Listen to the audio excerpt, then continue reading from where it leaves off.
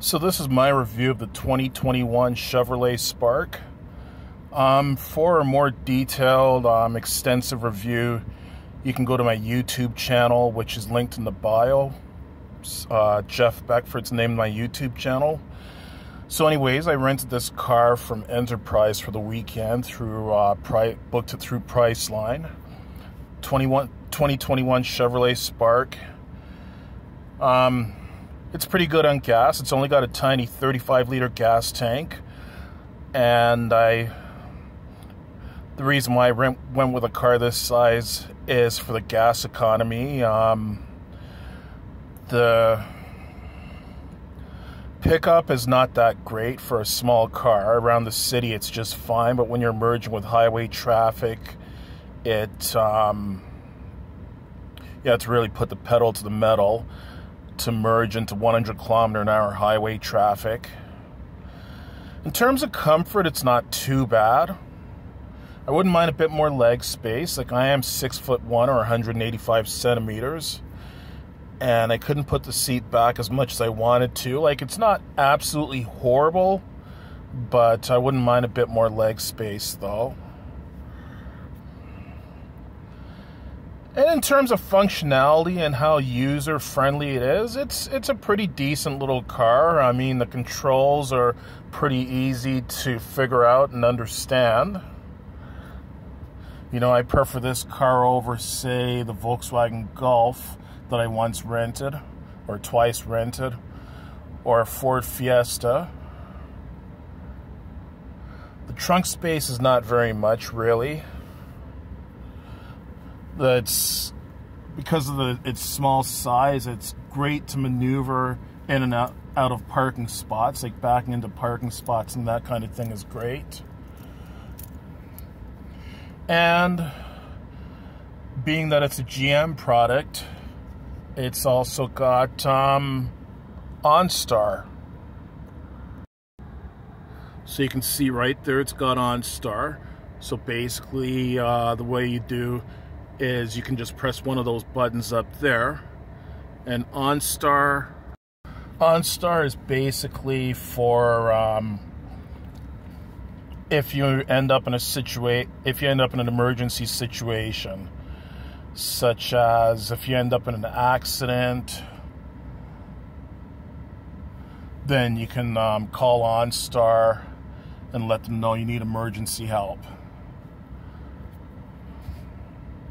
And in terms of functionality and all that, user-friendliness, like, I had no problem setting up the Bluetooth system in this car.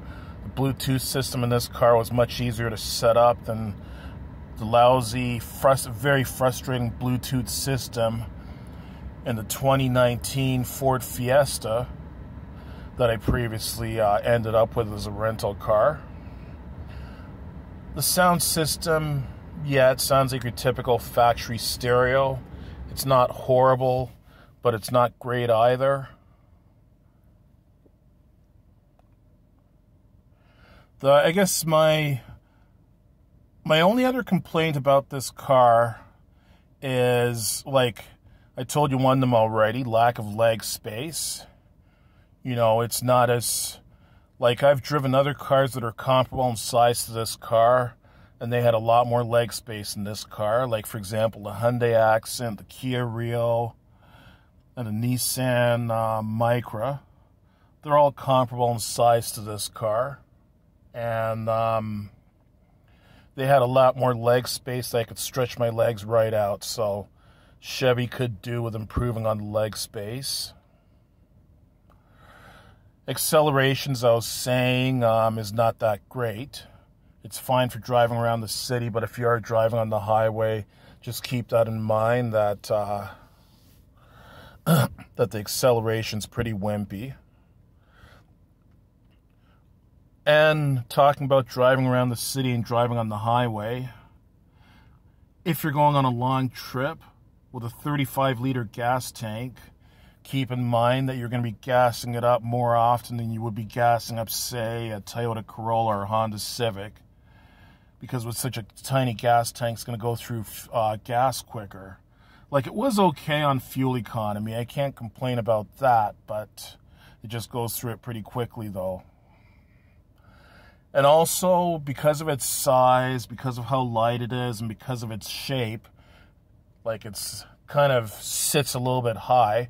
It almost looks like someone crushed it from the front and behind and made the roof higher or something.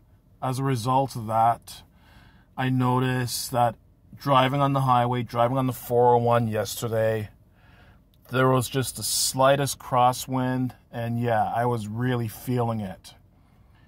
It didn't get dangerous. I didn't get scared or anything like it. It wasn't nerve-wracking or anything, but it was enough to definitely catch your attention. Like, in terms of susceptibility to wind, this is one of the most susceptible cars to wind that I've ever driven. And also, what was I going to say? Like, some of the nice touches they throw in, like it's nice that you can set the headlights to automatic. So by setting them to automatic, they automatically turn on and off by themselves according to lighting conditions outside. So that's a nice touch. The OnStar is a nice touch too, which is unique to GM.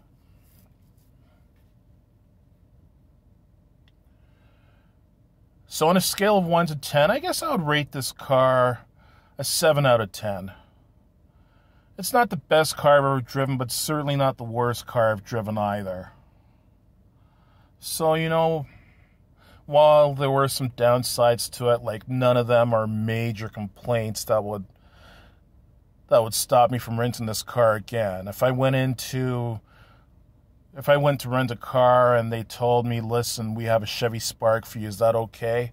I would say sure. Like, unless I'm going to be driving around, unless I'm going to have like 2 or 3 passengers with me and need something more spacious, this car is just fine for someone who's traveling by themselves. So that's my review of the Chevy Spark. Also, I am going to be doing a review of Enterprise Rent-A-Car as well too, and I think I've already done a review of Priceline as well, which you should be able to find on my channel. Now, if it turns out that I'm mistaken on that and I haven't done a review of Priceline yet, then I will do one very soon. I'm going to check my channel to see whether or not I've done one. I've got over 1,400 videos. So yeah, that's how I feel about the Chevy Spark.